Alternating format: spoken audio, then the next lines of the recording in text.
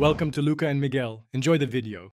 You begin by making sure your Teams app is current and you're signed in. Once done, join a meeting or launch a test call so settings apply in real time. Next, open the More Actions menu and choose Devices or Background Effects depending on your client. This is where avatar controls live. You need camera permission granted to access avatar rendering. Make sure your webcam and microphone show active, otherwise avatar options can remain grayed out.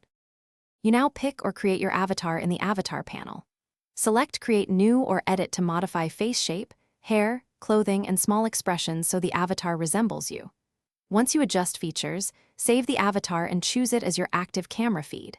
While doing this, preview the avatar in the meeting window and tweak camera angle and lighting to improve tracking. If your avatar looks off, refine mouth or eye settings until movements feel natural and synced. You finish by using the avatar during your meeting and switching back to your real camera when needed. Once selected, pin or spotlight your avatar if presenting to keep its feed stable. Make sure to finalize appearance before screen sharing so your audience sees consistent visuals. If things go wrong, first toggle the avatar off and on, then restart Teams. If that fails, update GPU drivers, verify camera permissions, and ensure hardware acceleration settings are compatible so the avatar can render and track correctly. Thanks for watching and please subscribe. It's the best investment you'll ever make.